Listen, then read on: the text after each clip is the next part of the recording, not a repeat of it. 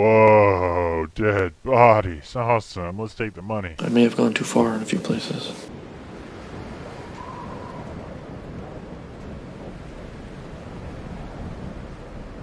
Though this episode was more of a focus on RWBY and Co. continuing to travel after the crash, let's momentarily take a step back into the depths of Cinder's grand, lit adventures. But let's not beat around the bush. You know what you came for this review for! You just want to hear me scream about a certain return, am I right?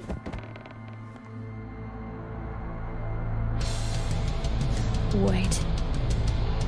I know what that is! Neo?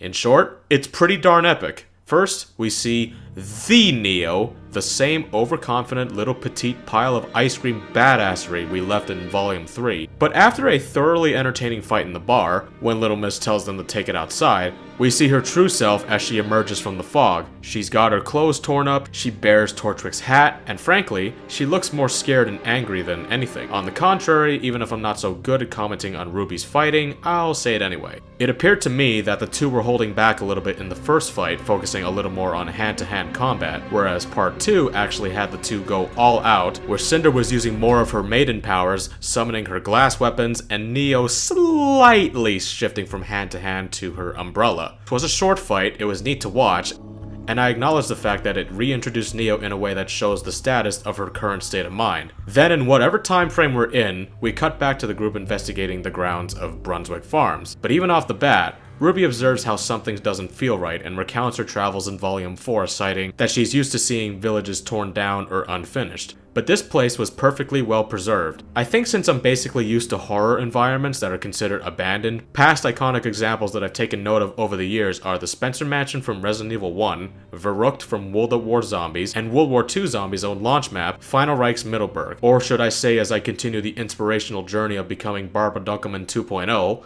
Middleburg.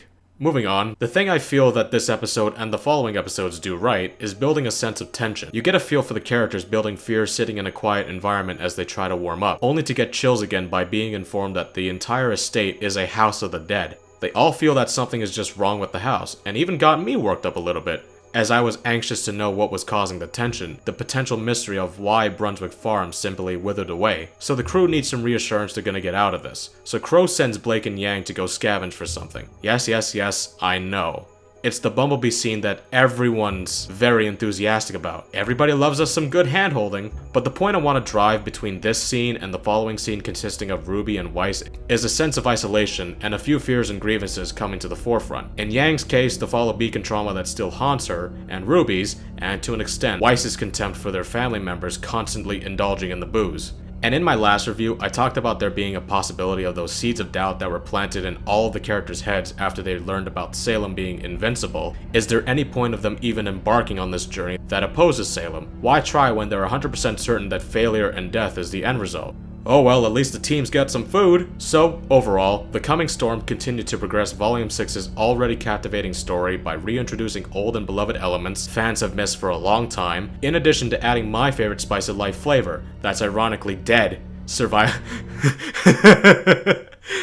survival horror elements. And believe me, it gets so good in the next episode. Again, it's all in my humble opinion, but it just overall works super well. Even though, admittedly, the Brunswick Farms arc, as I can call it, only served a single purpose. Then again, two, but we'll touch on that bit later. Thank you everyone for watching. Until next time, I'll see you in any other future video I release.